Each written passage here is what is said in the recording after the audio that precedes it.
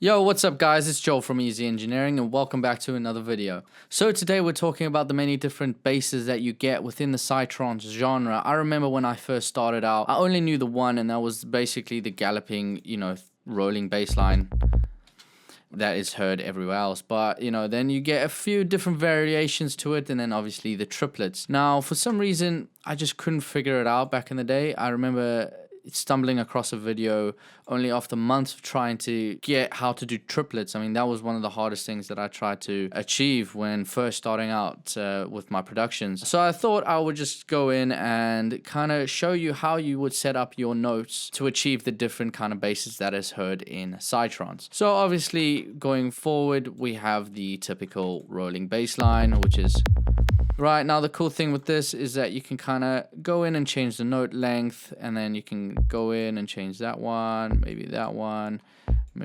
reduce that one, and so on.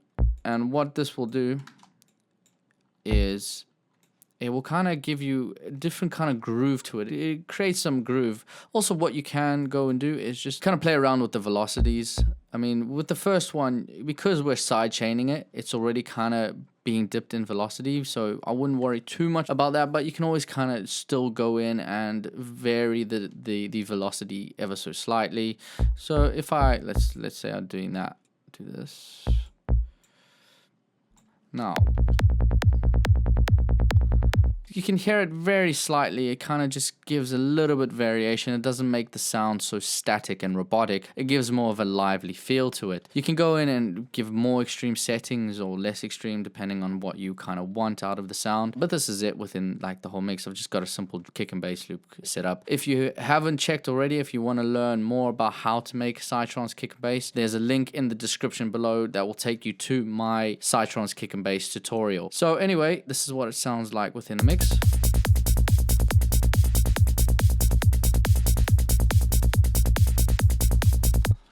Great, perfect. I like it. I like it a lot. Very nice sound. It's got some groove to it. It's got some rhythm. The next is more of the galloping style kind of bass that you hear. Not too often anymore anyway. I mean, it was quite popular back in the day, but you don't really hear it as much these days. I haven't heard it personally, but I'm not really a big listener on full-on and progressive trance. But essentially what you do is you just take the first note away of every 16th in your bass pattern, and you get this. Let me just solo them.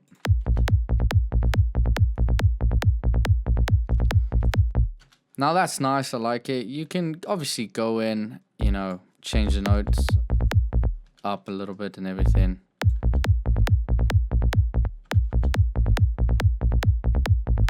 Obviously, it's important to stay in scale. So if you don't know your scales, this is, I think, one of the most overlooked MIDI effects within Ableton, and that's the scale effect. Now, keep it in scale, obviously, that's the important part. And then you can just kind of go click on this arrow down here, and it gives you a nice drop down of all the different types of scales that you can kind of get. I'm pretty sure there might even be more. I'm not too clued up on my musical theory myself, but if you're unsure of what's going to sound good, just put on a scale, put it into, like, let's say if you're writing, right now this is D minor, I like writing in minor, so we'll do that. But essentially, we're going to go and we'll find, it should be melodic minor or natural minor, if there is one. No, so we'll go with melodic minor scale, down, why not?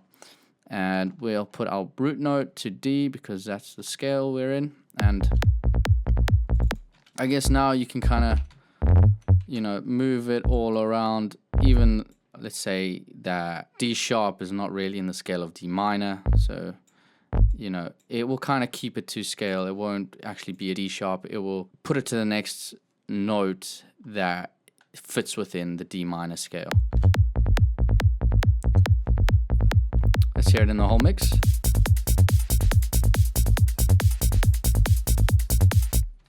All right, cool. And thirdly, the most exciting one, I think, that everyone loves, and this is the one thing that kind of took me ages to figure out. I don't know why.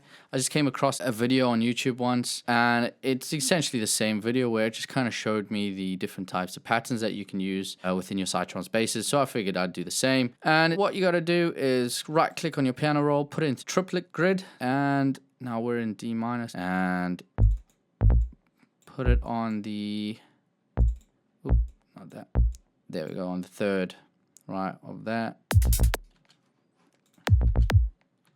There we go. And you can kind of extend it out to just get more of the bass within it.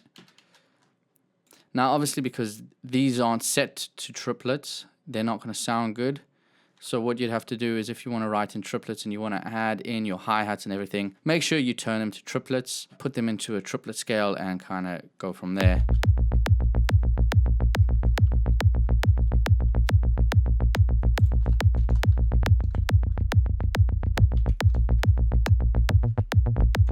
So yeah, there you have it, the 3 different types of basses. Oh, sorry, I forgot one more, and that's the offbeat bass. Now you got to get out of your triplet grid, and it's practically just in the middle on the third, on the third note, on the third beat, and just there, and then you hear this a lot in prog sci, and I really enjoy it. I really like this bass, this offbeat bass. It's also very common in techno. But yeah, there you have it. Those are the 3 different bass patterns that you can do within Psytrance. So I hope you found this video helpful. I hope you enjoyed the video, and I hope you can use this bit of information in your music and make some killer tunes yourself. So anyway, that's it for the video. If you liked it, leave a thumbs up, leave a comment if you enjoyed it. Smash that subscribe button if you want to see more of these videos, and I'll see you guys in the next one.